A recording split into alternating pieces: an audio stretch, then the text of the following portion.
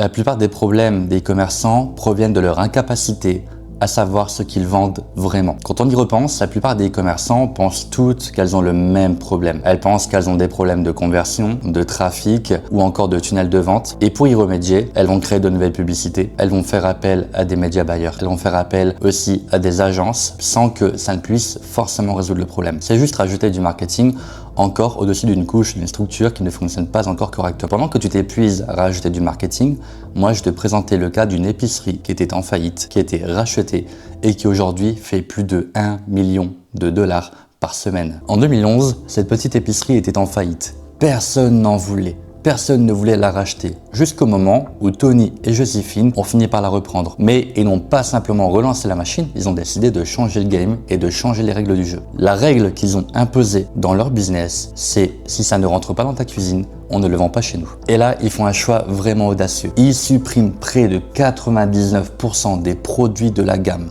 Donc en résultat, la plupart des références sont refusées dans leur épicerie. Pourquoi? Parce qu'en fait, à l'approche de 2020, ils ont compris quelque chose de fondamental. Que la santé allait évoluer, non plus comme un besoin, mais comme un statut.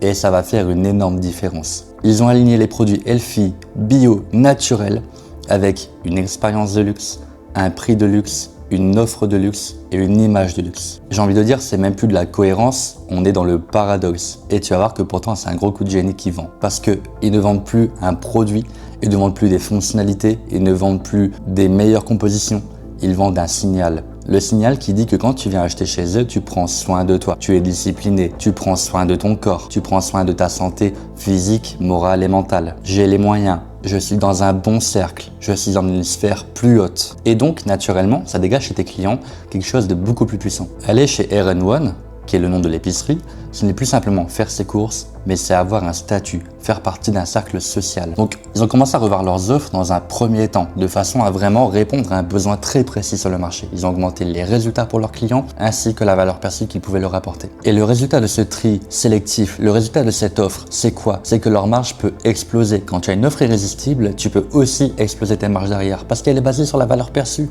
sur les résultats que tu procures et sur l'identité sociale que tu apportes, que tu crées, et non plus sur ce que le marché attend de toi. Le smoothie, tu as 19 $. Personne ne discute le prix. Les gens achètent sans problème.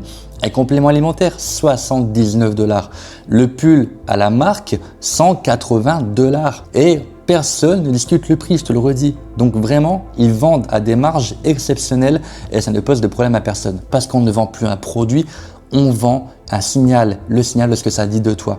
Le signal de je prends soin de moi, je prends soin de mon corps. Le signal identitaire de je fais partie d'un cercle, d'une sphère et voilà ce que je suis. Et tu n'achètes plus le produit, mais ce qu'il dit de toi. Et c'est pour ça qu'on est prêt à mettre le prix. Parce qu'on n'achète plus le produit pour ses fonctionnalités, mais pour un signal. Deuxième chose qu'ils ont travaillé en plus de l'offre, c'est le discours, c'est leur image. Ils se sont mis sur les réseaux sociaux d'une façon assez différente de la plupart des gens. Ils ont fait appel à des célébrités qui comprenaient parfaitement leur positionnement. Les influenceurs ont commencé à se filmer avec leurs courses, c'est devenu très vite viral. Puis ils ont fait un move vraiment parfait. Ils ont fait un smoothie avec Hailey Bieber, qui est la femme de Justin Bieber. À ce moment-là, les files d'attente se cumulent. On a un rush mondial, on a un pic de demande et une explosion des ventes. Parce que le produit change complètement son rôle. Il ne fait plus office d'un simple produit, mais d'une extension de l'identité de la personne qui l'achète. Et c'est justement là que la plupart des marques se trompent. Elles pensent vendre un produit, une composition, des fonctionnalités, des atouts, des avantages et que sais-je encore. Mais en fait, le marché s'en moque complètement. Le marché achète ce que ton produit dit de lui. Et si ton produit ne dit rien, tu n'attires rien. Ou au pire, des touristes. C'est tout ce que tu auras. Des clients qui ne sont pas vraiment des clients, qui vont être là uniquement pour des avantages économiques et qui ne vont pas rester durablement auprès de ta marque. Et qui vont être là uniquement que pour les promotions, les réductions, mais que de l'instant où tu voudras augmenter tes prix, ils se feront la malle. Donc tu vas tomber sur des gens qui vont comparer les promos, qui vont comparer ton produit, qui ne reviendront que lorsque tu feras des réductions. C'est pas vraiment intéressant en fait. En termes de distribution, c'est le troisième point aussi sur lequel ils ont travaillé. Ils n'ont pas choisi de se mettre dans toutes les épiceries du monde et de faire appel à tous les supermarchés autour d'eux. Non. Ils ont décidé de travailler uniquement avec les partenaires avec lesquels ils étaient alignés sur leur propre positionnement. Des marques qui valorisent le luxe avec le healthy, le bio et le naturel. Il est hors de question de travailler avec n'importe quel supermarché ni la supérette du coin. Ils ne travaillent qu'avec une dizaine de partenaires seulement. C'est très sélectif et c'est justement ce qui fait qu'ils ne diluent pas leur puissance et leur positionnement à travers d'autres distributeurs qui pourraient réduire leur efficacité et la puissance, la portée de leur marque. Et pour finir, l'autre point aussi sur lequel je voulais aborder, c'est qu'ils ont vachement travaillé l'expérience client. Quand on va chez eux, on se sent chouchouté. Les conseillers sont là, sont présents, vous conseillent de la meilleure façon possible, non pas pour vous vendre des produits, mais pour vous aider à obtenir ce que vous avez besoin en termes de résultats, c'est-à-dire l'identité sociale, mais en même temps les résultats sur votre corps et la transformation corporelle que vous souhaitez avoir. Et tout est repensé complètement à l'intérieur de cette épicerie. Je veux dire, par exemple, on a des écrans, on a des luminaires, on a les présentations des rayons. On se trouve pas dans un supermarché banal. Tout est repensé complètement. On a vraiment un choix esthétique qui est fait et un choix d'ambiance qui est fait de façon à ce que lorsqu'on y rentre, on s'y sente bien et on sait qu'on est au bon endroit, à la bonne place pour prendre soin de soi, de son corps et surtout s'élever socialement. Donc je voudrais vraiment te faire réfléchir maintenant sur ton business à toi et te poser la question suivante. Quand tu vois ce cas que je viens de te citer, c'est au niveau de toi, qu'est-ce que tu vends réellement? Qu'est-ce que vraiment tu proposes à tes clients? Qu'est-ce que ta marque dit à tes clients? Qu'est-ce que ça dit d'eux quand ils achètent chez toi? Maintenant, regarde un peu ton offre par exemple. Eux, dans leur cas, ils ont vraiment été très sélectifs sur leurs produits. Est-ce que toi, tu vends des produits très sélectifs avec des compositions vraiment travaillées ou est-ce que tu vends tout et de rien? Est-ce que tes produits répondent à des vraies problématiques pour tes clients? Est-ce que ton pricing est assumé, basé sur la valeur perçue que tu fournis, sur les résultats que tu proposes à tes clients ou est-ce qu'il est basé sur ce que le marché attend de toi? En termes de distribution, est-ce que tu fais appel à n'importe quel distributeur, tu travailles avec n'importe quel B2B ou est-ce que tu as décidé de trier sur le volet uniquement les partenaires qui répondent réellement à ton positionnement et qui sont alignés avec tes valeurs? Est-ce que ton image de marque, ton discours est unique, propre à ta marque? Est-ce que c'est pas des publicités, du marketing repris d'une autre marque ou du marché? Est-ce que c'est quelque chose qui colle vraiment à ton positionnement ou est-ce que tu fais plutôt du avant-après ou des photos classiques et banales qu'on peut retrouver sur le web? Et en termes d'expérience, est-ce que tu chouchoutes tes clients?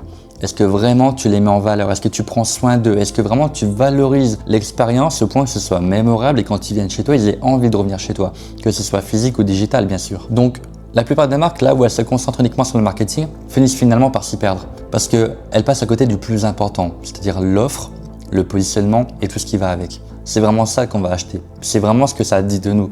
Quand tu vas acheter un objet, quand tu vas acheter un service, que ce soit un voyage, que ce soit un supermarché, que ce soit une voiture, que ce soit un vêtement, que sais-je encore, tu achètes toujours ce que ça dit de toi. Tu achètes toujours une transformation émotionnelle, tu achètes toujours une identité de toi-même. Tu n'achètes pas juste les fonctionnalités et les atouts. Et maintenant, la question que tu dois te poser toi, c'est qu'est-ce que ma marque dit de moi et surtout qu'est-ce qu'elle dit sur le marché. Quand j'achète là-bas, qu'est-ce que ça va dire de moi? Si tu as d'autres analyses comme celle-ci, n'hésite pas à t'abonner. Tu peux aussi laisser des commentaires pour partager ta propre expérience. Ça peut changer la vie de beaucoup d'autres entrepreneurs également. Et je pense que cette lecture va aussi t'apporter une autre vision de voir la situation et de te permettre aussi de comprendre qu'il faut arrêter de te concentrer sur le CRO ou sur d'autres KPI qui sont parfois inutiles. En fait, tout ça va s'améliorer naturellement. Tu n'auras plus besoin de chercher véritablement comment booster tes KPI, comment booster tes résultats, tes bénéfices, parce que ça va se faire naturellement. Si tu chouchoutes tes clients, que tu as une offre irrésistible, naturellement tes bénéfices, ta marge, ton taux de conversion et surtout ta LTV vont augmenter en fait. Tu n'auras plus besoin de te casser la tête à toujours chercher les meilleurs résultats parce qu'ils viendront naturellement. Travaille sur la profondeur, travaille sur le fond et non plus sur la surface.